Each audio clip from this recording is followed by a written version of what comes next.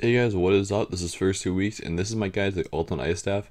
You can actually do the entire puzzle without guessing whatsoever. I'm going to teach you guys how to decrypt it because a lot of you guys have probably been fumbling around with it like I was. I know I was for a long time, and I finally learned how to decrypt it. They're in base 3 and base 4.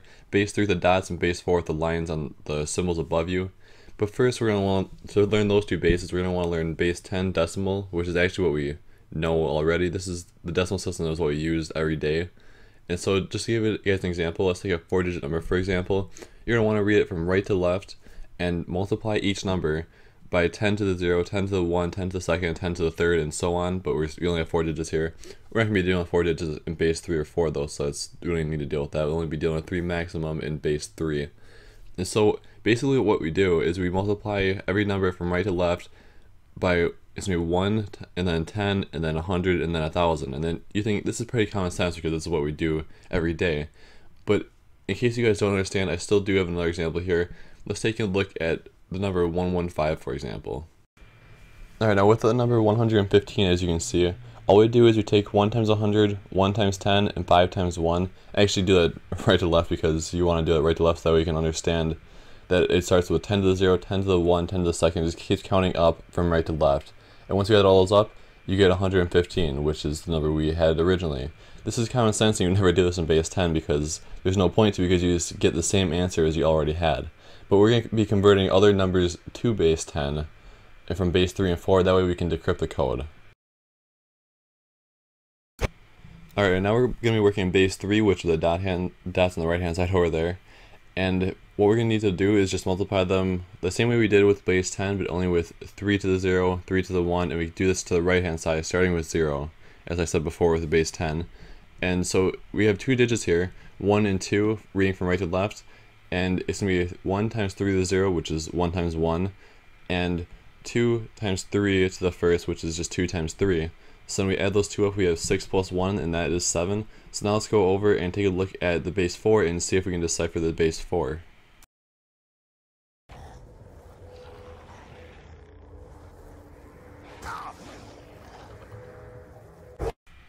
Alright, now that I've actually found the right tile for base 4, I'm actually going to prove it to you guys as well. What we're going to do here is the same thing we've done before with base 3. We're going to read it from right to left and multiply it by 4 to the 0, and then the second number by 4 to the 1, and so on. But there's only 2 numbers here, so that's all we have to worry about. So what we're going to do is, it's going to be 3, because there's 3 lines on the right hand side. 3 times 4 to the 0, which is 3 times 1, so it would just be 3. And then 4 times 1, because it's just 1 line times 4 to the first power. So all it is 4 plus 3 equals 7, so it does equal 7, so it does match up, and that is it. So let's take a look at this.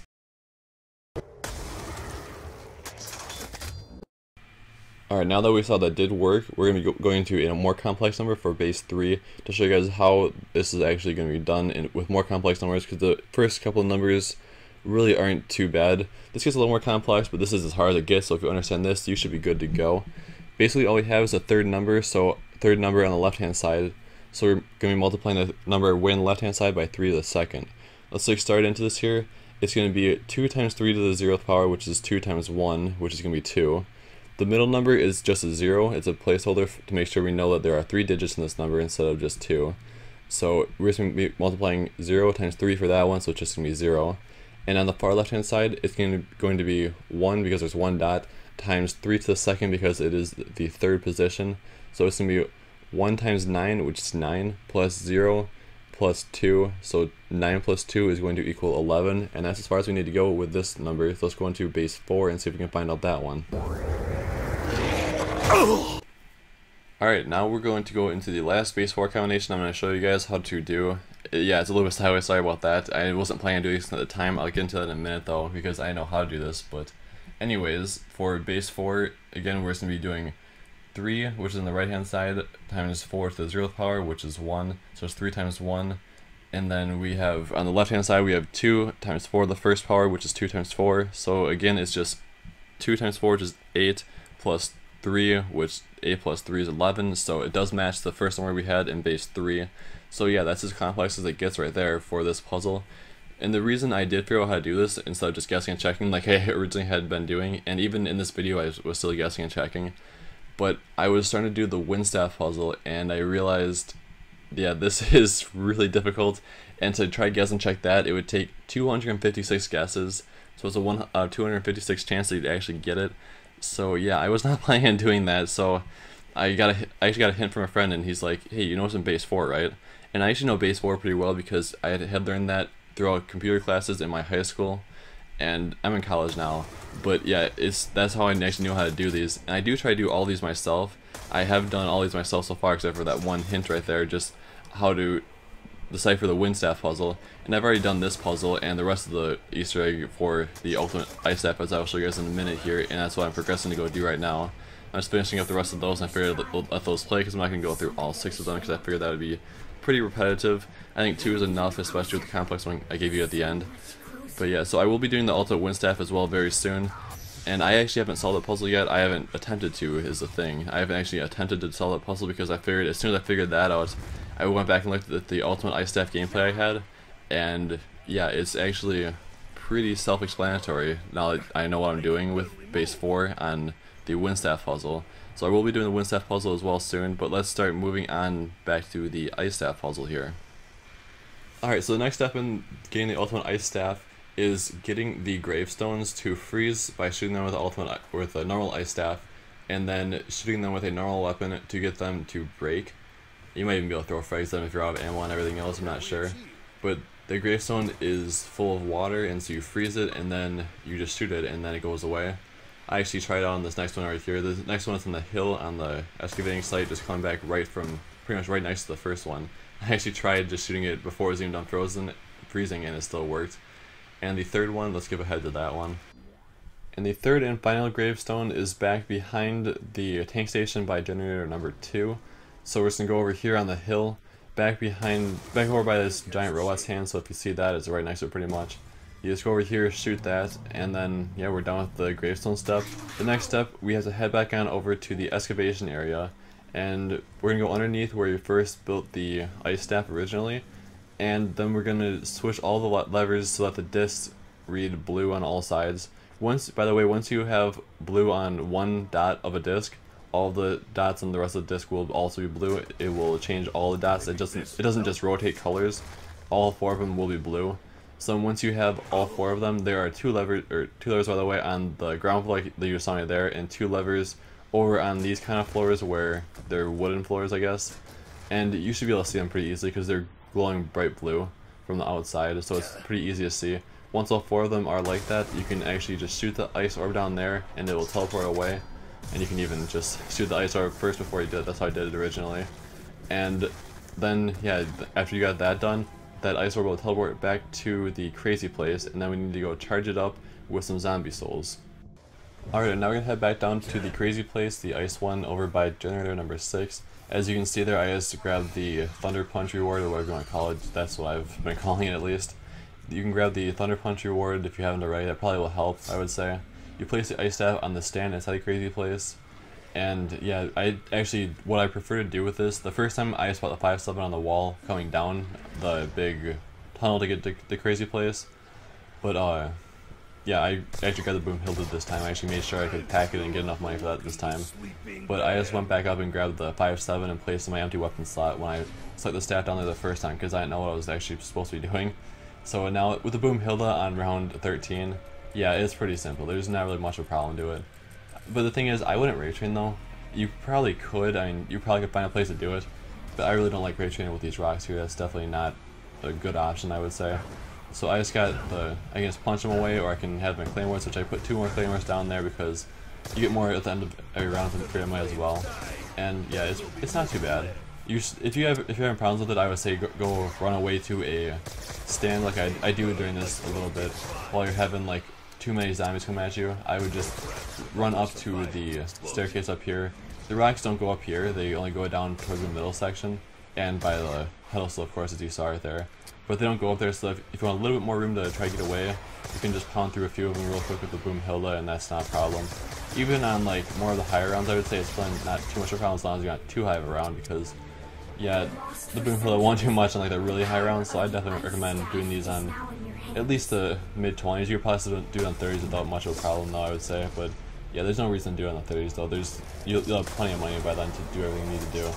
So yeah, so I put down a 3-shot charge shot down on the ground to kind of protect me so I could enter the teleporter in time. And yeah, that's it. You had the Owl's Arrow now. That is the upgraded weapon. It only took me basically just through round 13, maybe probably like 3/4 around 13 or so to get through that. Not too many kills actually.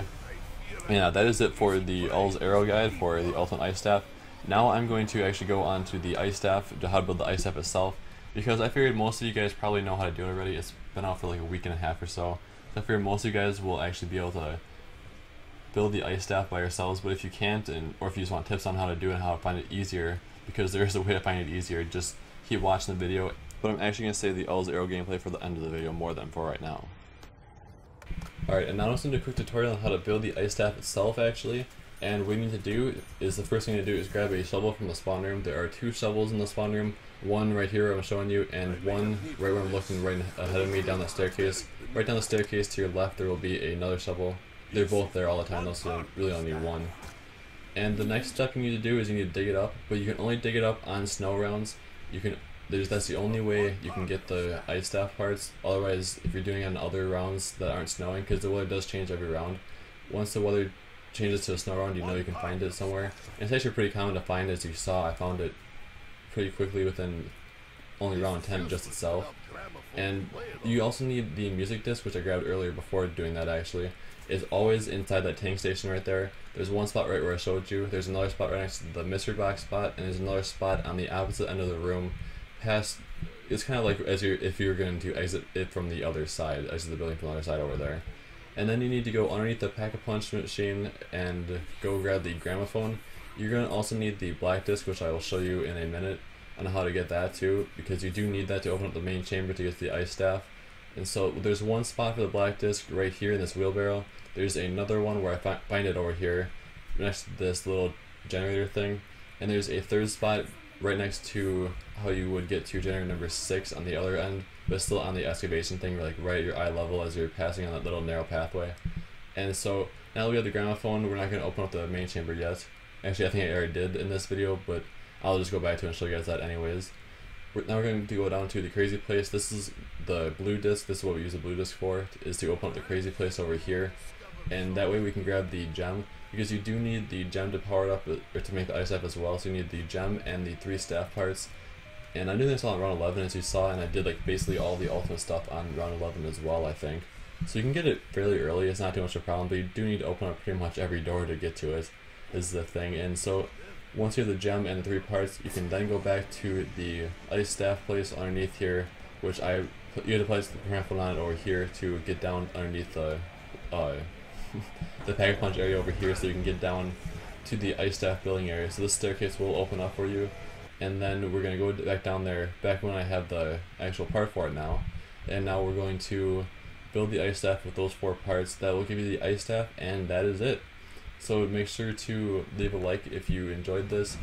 Ultimate Ice Staff gameplay will be following shortly, as well as a link in the bottom right hand corner to get back to the Ultimate Ice Staff in case you want to make it Ultimate now, because it's a decent Ice Staff.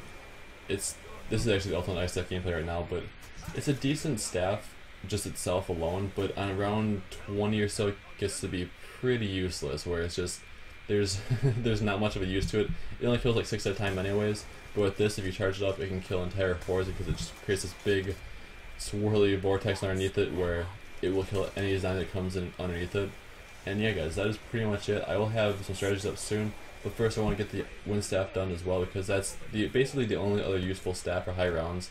The other staff would be the fire staff, which kills them, but it always seems to air out for everyone who's been using it.